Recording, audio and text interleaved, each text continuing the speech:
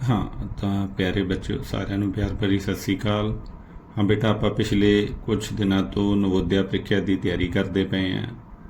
ਤਾਂ ਬੇਟਾ ਮੈਂ ਤੁਹਾਨੂੰ ਇੱਕ ਗੱਲ ਦੱਸਣੀ ਚਾਹੁੰਦਾ ਹਾਂ ਵੀ ਸਾਡੇ ਜੀਵਨ ਦੇ ਵਿੱਚ ਫੋਕਸ ਦਾ ਬਹੁਤ ਮਹੱਤਵ ਹੈਗਾ ਆ। ਫੋਕਸ ਬਹੁਤ ਮਹੱਤਵਪੂਰਨ ਰੋਲ ਅਦਾ ਕਰਦਾ ਸਾਡੇ ਜੀਵਨ ਦੇ ਵਿੱਚ। ਫੋਕਸ ਹੁੰਦਾ ਵੀ ਸਾਡਾ ਧਿਆਨ ਕਿੱਥੇ ਜਾਂਦਾ ਪਿਆ ਆ। ਤਾਂ ਜਿਵੇਂ ਬੇਟਾ ਤੁਸੀਂ ਕਹਾਣੀ ਸੁਣੀ ਹੋਈ ਹੈ ਵੀ ਗੁਰੂ ਦਰੋਣਾਚਾਰੀਆ ਨੇ ਜਦੋਂ ਆਪਣੇ ਸ਼ਿਸ਼ਿਆਂ ਨੂੰ ਕਿਹਾ ਵੀ ਚਿੜੀ ਦੀ ਅੱਖ 'ਤੇ ਨਿਸ਼ਾਨਾ ਲਾਉਣਾ ਆ, ਤਾਂ ਵਾਰੀ ਨਾਲ ਜਦੋਂ ਜਿਹੜਾ ਵੀ ਸ਼ਿਸ਼ ਨਿਸ਼ਾਨਾ ਸਾਧਦਾ ਸੀ ਉਹਨੂੰ ਪੁੱਛਦੇ ਸੀ ਉਹ ਵੀ ਤੈਨੂੰ ਕੀ ਦਿਖਾਈ ਦਿੰਦਾ ਪਿਆ। ਤਾਂ ਹਰ ਸ਼ਿਸ਼ ਕਹਿੰਦਾ ਸੀ ਜੀ ਸਾਨੂੰ ਆ ਜੰਗਲ ਦਿਖਾਈ ਦਿੰਦਾ, ਜੰਗਲ ਦੇ ਵਿੱਚ ਦਰਖਤ ਦਿਖਾਈ ਦਿੰਦਾ, ਦਰਖਤ ਦੇ ਉੱਤੇ ਜਿਹੜਾ ਹੈਗਾ ਪੱਤੇ ਤੇ ਪੱਤਿਆਂ ਦੇ ਵਿੱਚ ਇੱਕ ਚਿੜੀ ਬੈਠੀ ਦਿਖਾਈ ਦਿੰਦੀ ਹੈ ਤੇ ਉੱਥੇ ਚਿੜੀ ਦੀ ਅੱਖ ਦਿਖਾਈ ਦਿੰਦੀ ਪਈ ਹੈ। ਪਰ ਬੇਟਾ ਜਦੋਂ ਉਹਨਾਂ ਨੇ ਅਰਜੁਨ ਨੂੰ ਪੁੱਛਿਆ ਵੀ ਅਰਜੁਨ ਤੈਨੂੰ ਕੀ ਦਿਖਾਈ ਦਿੰਦਾ ਪਿਆ, ਤਾਂ ਅਰਜਨ ਨੇ ਸਿਰਫ ਇੱਕ ਹੀ ਗੱਲ ਕਹੀ ਜੀ ਮੈਨੂੰ ਕੇਵਲ ਅਤੇ ਕੇਵਲ ਚਿੜੀ ਦੀ ਅੱਖ ਦਿਖਾਈ ਦਿੰਦੀ ਪਈ ਹੈ।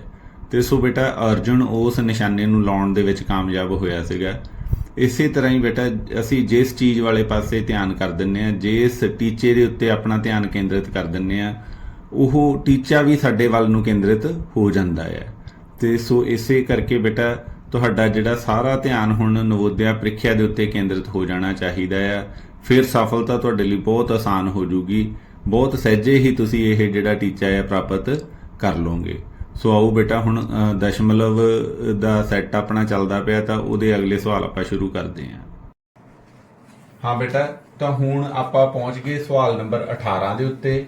ਤਾਂ ਬੇਟਾ ਸਵਾਲ ਨੰਬਰ 18 ਦੇ ਵਿੱਚ ਕੀ ਕਹਿੰਦਾ ਪਿਆ ਵੀ ਆਹ ਰਕਮ ਦਿੱਤੀ ਹੋਈ ਹੈ, ਕਹਿੰਦਾ ਇਹਨਾਂ ਨੂੰ ਗੁਣਾ ਕਰਕੇ ਪੂਰਨ ਅੰਕਾਂ ਦੇ ਵਿੱਚ ਜਿਹੜਾ ਉੱਤਰ ਆਊਗਾ ਉਹ ਕੀ ਹੋਊਗਾ, ਬਿਨਾਂ ਦਸ਼ਮਲਵ ਤੋਂ ਉੱਤਰ ਕੀ ਬਣੂਗਾ ਇਹਦਾ। ਠੀਕ ਹੈ, ਤਾਂ ਬੇਟਾ ਇੱਥੇ ਆਪਾਂ ਸਮਾਰਟ ਵਰਕ ਕਰਨਾ ਹੈ। ਇੱਥੇ ਆਪਾਂ ਗੁਣਾ ਕਰਕੇ ਨਹੀਂ ਦੇਖਣੀ ਵੀ ਕੀ ਆਊਗਾ। ਬੇਟਾ ਲਾਸਟ ਅੰਕ ਆ ਦੂਆ ਤੇ ਆ ਏਕ ਆਇਆ, ਲਾਸਟ ਅੰਕ ਜਦੋਂ ਇਹਦੇ ਨਾਲ ਮਲਟੀਪਲਾਈ ਹੋਣਗੇ ਇੱਕ ਦੂਣੀ ਦੂਆ ਆਊਗਾ ਪਹਿਲਾ। ਠੀਕ ਹੈ, ਤਾਂ ਅਸੀਂ ਇਹਨਾਂ ਚੋਂ ਲੱਭ ਲਾਂਗੇ ਵੀ ਪਹਿਲਾ ਜਿਹੜਾ ਇਕਾਈ ਅੰਕ ਤੇ ਕਿੱਥੇ ਦੂਆ ਹੈਗਾ ਹੈ। ਠੀਕ ਹੈ, ਇਹਨਾਂ ਦੇ ਵਿੱਚੋਂ ਆ 2 ਨੰਬਰ ਤੇ 362 ਹੈ, ਇੱਥੇ ਇਕਾਈ ਅੰਕ ਦੂਆ, ਇਸ ਕਰਕੇ ਇਹਨੂੰ ਅਸੀਂ ਟਿਕ ਕਰ ਦਾਂਗੇ, ਗੁਣਾ ਕਰਨ ਦੀ ਲੋੜ ਹੀ ਨਹੀਂ ਹੈਗੀ ਕਿਉਂਕਿ ਸਮਾਂ ਬੜਾ ਕੀਮਤੀ ਰਹੂਗਾ ਉੱਥੇ ਆਪਣੇ ਕੋਲ। ਠੀਕ ਹੈ, ਤਾਂ ਹੁਣ ਆਪਾਂ ਸਵਾਲ ਨੰਬਰ 19 ਦੇਖਦੇ ਹਾਂ। ਤਾਂ ਕੀ ਕਹਿੰਦਾ ਪਿਆ, ਕਹਿੰਦਾ 3.003 ਤੇ 2.050 ਕਹਿੰਦਾ ਇਹਨਾਂ ਦੇ ਅੰਤਰ ਨੂੰ ਇਹਨਾਂ ਸੰਖਿਆਵਾਂ ਦੇ ਵਿੱਚ ਹੀ ਜੋੜਨਾ ਹੈ। ਬੇਟਾ ਇੱਕੋ ਸਟੈਪ 'ਚ ਹੀ ਆਪਾਂ ਕਲੀਅਰ ਕਰਾਂਗੇ ਇਹਨੂੰ। ਪਹਿਲਾਂ ਤਾਂ ਇਹਨਾਂ ਦਾ ਅੰਤਰ ਲੈ ਲਾਂਗੇ, ਘਟਾਓ ਕਰ ਦਾਂਗੇ ਡੈਸੀਮਲ ਵਾਲੀ।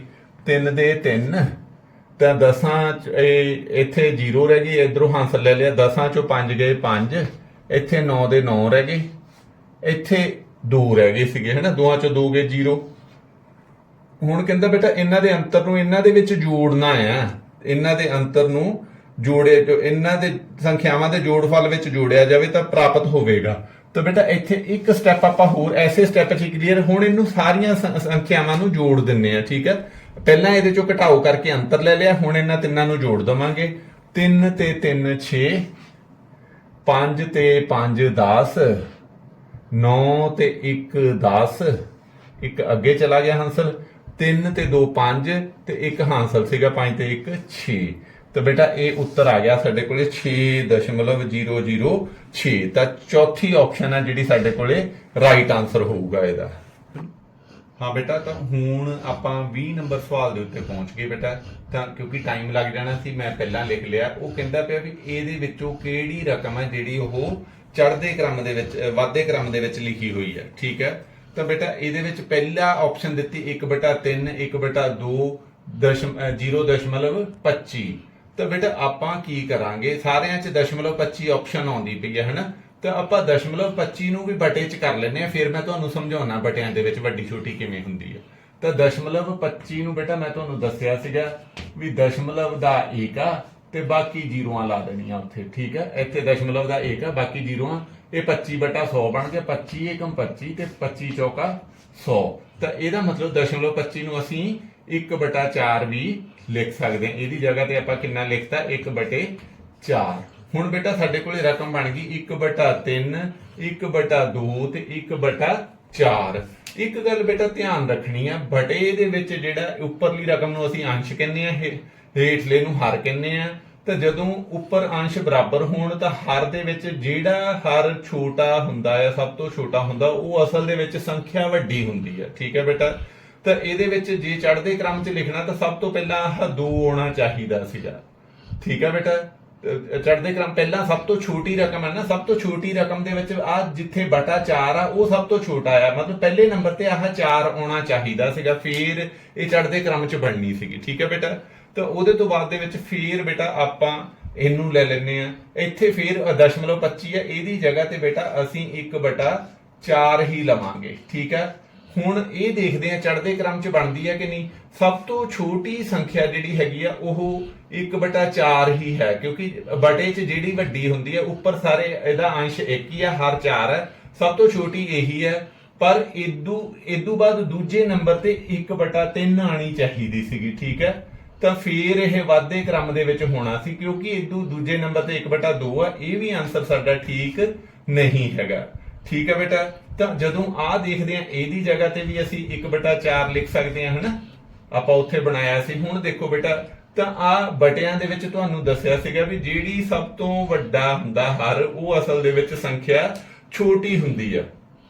ਤਾਂ ਆ ਬਟਾ 4 ਆ, ਇਹ ਸਭ ਤੋਂ ਛੋਟੀ ਸੰਖਿਆ, ਆ ਬਟਾ 3 ਆ, ਇਹ ਉਦੋਂ ਵੱਡੀ ਸੰਖਿਆ, ਤੇ ਆ ਬਟਾ 2 ਆ, ਇਹ ਉਦੋਂ ਵੱਡੀ ਸੰਖਿਆ ਹੋਊਗੀ। ਇਸ ਕਰਕੇ ਬੇਟਾ ਆਹ ਜਿਹੜਾ ਥਰਡ ਆਨਸਰ ਹੈਗਾ ਇਹ ਚੜ੍ਹਦੇ ਕ੍ਰਮ ਦੇ ਵਿੱਚ ਹੈਗਾ, ਇਹਨੂੰ ਅਸੀਂ ਐਜ਼ ਏ ਰਾਈਟ ਆਨਸਰ ਟਿਕ ਕਰ ਦਵਾਂਗੇ। ਤਾਂ ਹੁਣ ਆਪਾਂ 21 ਨੰਬਰ ਸਵਾਲ ਦੇ ਉੱਤੇ ਪਹੁੰਚ ਗਏ। ਠੀਕ ਹੈ। ਇਹਦੇ ਨਾਲ ਦਾ ਸਵਾਲ ਆਪਾਂ ਪਹਿਲਾਂ ਵੀ ਕੀਤਾ ਹੋਇਆ ਆ। ਤਾਂ ਕਹਿੰਦਾ ਇਹਨਾਂ ਦੇ ਵਿੱਚੋਂ ਕਿਹੜੀ ਸੰਖਿਆ 1 ਦੇ ਤੁੱਲ ਹੈਗੀ ਆ। ਠੀਕ ਹੈ। ਕਿਹੜੀ ਸੰਖਿਆ ਦਾ ਉੱਤਰ 1 ਆਉਂਦਾ। ਆਪਾਂ ਸਟੈਪ ਬਾਏ ਸਟੈਪ ਇਹਨੂੰ ਹੱਲ ਕਰਾਂਗੇ, ਜਿਵੇਂ ਪਹਿਲਾ ਸਵਾਲ ਹੱਲ ਕੀਤਾ ਸੀਗਾ। ਤਾਂ ਬੇਟਾ ਮੈਂ ਤੁਹਾਨੂੰ ਦੱਸਿਆ ਸੀ ਵੀ ਡੈਸੀਮਲ ਦੇ ਨਾਲ ਡੈਸੀਮਲ ਆ, ਜਿਹੜਾ ਡੈਸੀਮਲ ਦੇ ਸੱਜੇ ਹੱਥ ਜੇ ਬਰਾਬਰ ਅੰਕ ਆ ਤਾਂ ਉਹ ਡੈਸੀਮਲ ਦੇ ਨਾਲ ਬਰਾਬਰ ਡੈਸੀਮਲ ਕੱਟ ਦੇਣਾ। ਬੇਟਾ ਤੁਸੀਂ ਡੈਸੀਮਲ ਨਾਲ ਡੈਸੀਮਲ ਹੀ ਕੱਟੋਗੇ ਤਾਂ ਸੌਖੇ ਰਹੋਗੇ, ਬਟਾ 10 ਕਰੋਗੇ ਤਾਂ ਟਾਈਮ ਵੱਧ ਲੱਗੂਗਾ। ਠੀਕ ਹੈ। ਵੈਸੇ ਉਹ ਵੀ ਮੈਥਡ ਆਪਾਂ ਅਡਾਪਟ ਕਰ ਸਕਦੇ ਹਾਂ। ਤਾਂ ਆ ਬੇਟਾ ਡੈਸੀਮਲ ਨਾਲ ਡੈਸੀਮਲ 0 3 ਦਾ ਮਤਲਬ 3 ਹੀ ਹੈ, ਤਾਂ 3 ਨੂੰ ਇਹਦੇ ਨਾਲ ਕੱਟਾਂਗੇ, 3 7 21 ਤੇ 7 ਨਾਲ 7 ਏਕਮ 7। ਤਾਂ ਇਹ ਬੇਟਾ ਬਣ ਗਿਆ, ਆ ਲੋ ਪਹਿਲੇ ਦੇ ਵਿੱਚ ਹੀ ਗੱਲ ਬਣ ਗਈ ਆਪਣੀ, 1/1 ਤੇ ਬਰਾਬਰ 1 ਆ ਗਿਆ। ਤੇ ਉਹ ਕਹਿੰਦਾ ਸੀ ਕਿਹੜੀ ਸੰਖਿਆ 1 ਦੇ ਤੁੱਲ ਆ। ਫਸਟ ਵਨ ਹੀ ਸਾਡਾ ਆਨਸਰ ਆ ਗਿਆ। ਇਸ ਕਰਕੇ ਅਗਲੇ ਤੁਸੀਂ ਆਪਣੇ ਅਭਿਆਸ ਲਈ ਬੇਟਾ ਕਰਕੇ ਦੇਖ ਲਿਓ, ਵੈਸੇ ਆਪਾਂ ਨੂੰ ਲੋੜ ਨਹੀਂ ਅੱਗੇ ਜਾਣ ਦੀ। ਠੀਕ ਹੈ। ਤੁਸੀਂ ਪਰ ਆਪਣੇ ਅਭਿਆਸ ਲਈ ਜ਼ਰੂਰ ਕਰ ਲਿਓ ਤਾਂ ਕਿ ਤੁਹਾਨੂੰ ਇਹਨੂੰ ਹੱਲ ਕਰਨਾ ਆਉਣਾ ਚਾਹੀਦਾ ਆ। ਹੁਣ ਆਪਾਂ ਬੇਟਾ ਸਵਾਲ ਨੰਬਰ 22 ਤੇ ਚੱਲਦੇ ਹਾਂ। ਹਾਂ ਬੇਟਾ, ਤਾਂ ਹੁਣ ਆਪਾਂ ਨੈਕਸਟ ਪਹੁੰਚ ਗਏ 22 ਨੰਬਰ ਸਵਾਲ ਦੇ ਉੱਤੇ। ਇੱਥੇ ਫੇਰ ਬੇਟਾ ਉਸੇ ਤਰ੍ਹਾਂ ਪੁੱਛਦਾ ਪਿਆ ਵੀ ਇਹਨਾਂ ਦੇ ਵਿੱਚੋਂ ਕਿਹੜਾ 1 ਦੇ ਬਰਾਬਰ ਆ। ਤਾਂ ਬੇਟਾ ਇਹ ਆਪਾਂ ਹੱਲ ਕਰਕੇ ਦੇਖਾਂਗੇ। ਜੇਕਰ ਉੱਪਰ ਥੱਲੇ ਸੰਖਿਆ 1 ਆ ਜਾਵੇ ਤਾਂ ਸਾਰੀ ਸੰਖਿਆ 1 ਦੇ ਬਰਾਬਰ ਹੋ ਜਾਂਦੀ ਹੈ। ਠੀਕ ਹੈ ਬੇਟਾ। ਤਾਂ ਆਪਾਂ ਹੇਠਲਾ ਪੋਰਸ਼ਨ ਹੱਲ ਕਰ ਲੈਂਦੇ ਹਾਂ। ਜੇ ਤਾਂ 0.008 ਆ ਗਿਆ ਤਾਂ ਸੰਖਿਆ 1 ਹੈ, ਜੇਕਰ 0.008 ਨਹੀਂ ਆਇਆ ਤਾਂ ਫਿਰ ਉਹ ਸੰਖਿਆ 1 ਦੇ ਬਰਾਬਰ ਨਹੀਂ। ਤਾਂ ਆ ਬੇਟਾ 0.04 ਗੁਣਾ 2, ਤਾਂ ਅਸੀਂ ਜਦੋਂ ਇਹਨੂੰ ਦਸ਼ਮਲਵਾਂ ਵਾਲੀ ਸੰਖਿਆ ਨੂੰ ਗੁਣਾ ਕਰਦੇ ਆ ਬੇਟਾ, ਤਾਂ ਅਸੀਂ 4 ਦੂਣੀ 8 ਸਾਰੀ ਸੰਖਿਆ ਨੂੰ ਪਹਿਲਾਂ ਇਦਾਂ ਗੁਣਾ ਕਰ ਲੈਂਦੇ ਆ। ਤਾਂ ਦਸ਼ਮਲਵ ਦੇ ਸੱਜੇ ਹੱਥ ਜਿੰਨੇ ਅੱਖਰ ਹੁੰਦੇ ਆ ਦਸ਼ਮਲਵ ਨੂੰ ਉਨੇ ਹੱਥ ਹੀ ਇੱਧਰ ਨੂੰ ਲੈ ਆਉਨੇ ਆ, ਹਨਾ, ਇੱਥੇ ਰੱਖ ਕੇ ਅਖੀਰ ਤੇ ਮੰਨ ਲੈਂਦੇ ਦਸ਼ਮਲਵ। ਤਾਂ ਦੇਖ ਲੈਂਦੇ ਦਸ਼ਮਲਵ ਦੇ ਸੱਜੇ ਹੱਥ ਕਿੰਨੇ ਅੱਖਰ ਆ ਦੋਵੇਂ ਰਕਮਾਂ 'ਚ, 1 ਤੇ 2। ਤਾਂ 2 ਹੱਥ ਹੀ ਦਸ਼ਮਲਵ ਆਪਾਂ ਇੱਧਰ ਲੈ ਜਾਣਾ। 1 ਤਾਂ 8 ਹੋ ਗਿਆ, 1 0 ਹੋ ਗਈ, ਤਾਂ ਇਹ 0.08 ਹੋ ਗਿਆ। ਉੱਪਰ 0.008 ਆ ਬੇਟਾ। ਜਦੋਂ ਉੱਪਰ ਥੱਲੇ 1 ਬਰਾਬਰ ਰਕਮਾਂ ਨਹੀਂ ਹੈਗੀਆਂ ਤਾਂ ਉਹਦਾ ਉੱਤਰ 1 ਨਹੀਂ ਆਉਂਦਾ। ਇਸ ਕਰਕੇ ਇਹ ਆਨਸਰ ਜਿਹੜਾ ਸੰਭਵ ਨਹੀਂ ਹੈਗਾ। ਠੀਕ ਹੈ ਬੇਟਾ। ਤਾਂ ਹੁਣ ਆਪਾਂ ਇਧਰਲੇ ਪਾਸੇ ਦੇਖਦੇ ਆਂ ਵੀ ਇਹਦਾ ਹੇਠਲੀ ਨੂੰ ਹੱਲ ਕਰ ਲੈਂਦੇ ਆ। 0.2 ਗੁਣਾ 0.4, ਤਾਂ ਇਹਨੂੰ ਜਦੋਂ ਗੁਣਾ ਕਰਦੇ ਆ ਤਾਂ ਬੇਟਾ 8 ਆ ਗਿਆ। 8 ਆ ਗਿਆ ਤੇ ਦਸ਼ਮਲਵ ਦੇ ਸੱਜੇ ਹੱਥ ਕਿੰਨੇ ਅੱਖਰ ਆ, ਇੱਕ ਇੱਧਰ ਆ ਤੇ ਇੱਕ ਇੱਧਰ ਆ, 2 ਹੀ ਇੱਧਰ ਬਣਦੇ ਪਏ ਹਨਾ। ਤਾਂ ਇੱਥੋਂ ਫਿਰ 2 ਹੱਥ ਐਨੂੰ ਲੈ ਜਾਾਂਗੇ, ਇੱਕ 8 ਚਲਾ ਗਿਆ ਤੇ ਇੱਕ ਆਹ 0 ਚਲੀ ਗਈ, 0.08। ਤਾਂ 0.08 ਤੇ ਆਹ ਦੋਵੇਂ ਇੱਕੋ ਜਿਹੇ ਨਹੀਂ ਹੈਗੇ। ਜਦੋਂ ਉੱਪਰ ਥੱਲੇ ਰਕਮ 1 ਨਹੀਂ ਤਾਂ ਉੱਤਰ 1 ਨਹੀਂ ਆਉਣਾ। ਇਹ ਵੀ ਸਾਡਾ ਉੱਤਰ ਸੰਭਵ ਨਹੀਂ ਹੈਗਾ। ਠੀਕ ਹੈ ਬੇਟਾ। ਹੁਣ ਆਪਾਂ ਆਹ 3 ਨੰਬਰ ਆਪਸ਼ਨ ਨੂੰ ਟੈਲੀ ਕਰਦੇ ਆਂ। ਆਪਾਂ ਹੇਠਲੇ ਪਾਸੇ ਹੀ ਸੋਲੂਸ਼ਨ ਕਰ ਲੈਂਦੇ ਆ, ਦੇਖਦੇ ਆ ਵੀ ਇਹਦੇ ਬਰਾਬਰ ਬਣਦਾ ਪਿਆ ਕਿ ਨਹੀਂ ਬਣਦਾ ਪਿਆ। ਤਾਂ ਆ ਬੇਟਾ 4 ਦੂਣੀ 8 ਤੇ ਦਸ਼ਮਲਵ ਦੇ ਸੱਜੇ ਹੱਥ ਦੇਖੋ ਦੋਵੇਂ ਰਕਮਾਂ 'ਚ ਕਿੰਨੇ ਅੱਖਰ ਆ, 1 2 ਤੇ 3। ਇਹਦਾ ਮਤਲਬ ਡੈਸੀਮਲ 3 ਹੱਥ ਇੱਧਰ ਨੂੰ ਜਾਊਗਾ। ਤਾਂ ਆ ਬੇਟਾ ਇੱਕ 8 ਚਲਾ ਗਿਆ, ਇੱਕ 8 ਹੋ ਗਿਆ, ਆ 0 2 ਤੇ ਆ ਦੂਜੀ 0 ਆ 3 ਹੋ ਗਏ, ਆ ਬਣ ਗਿਆ 0.008। ਤਾਂ ਉੱਪਰ ਵੀ ਬੇਟਾ ਉਰਲੇ ਪਾਸੇ 0 ਲਾ ਲਓ ਨਹੀਂ ਲਾਓ ਇੱਕੋ ਹੀ ਗੱਲ ਆ, ਉੱਪਰ ਵੀ ਰਕਮ 0.008 ਆ, ਥੱਲੇ ਵੀ ਰਕਮ 0.008 ਆ। ਜਦੋਂ ਇਹਨੂੰ ਬਰਾਬਰ ਤੇ ਕੱਟਦੇ ਆ ਤੇ ਇਹ ਉੱਤਰ 1 ਆ ਜਾਂਦਾ। ਤੇ ਇਹੀ ਤਾਂ ਉਹ ਪੁੱਛਦਾ ਪਿਆ ਆ ਵੀ ਕਿਹੜੀ ਸੰਖਿਆ ਦਾ ਉੱਤਰ ਆ ਜਿਹੜਾ 1 ਆਉਂਦਾ ਪਿਆ। ਇਸ ਕਰਕੇ ਇਹ ਆਪਸ਼ਨ ਸਾਡੀ ਰਾਈਟ।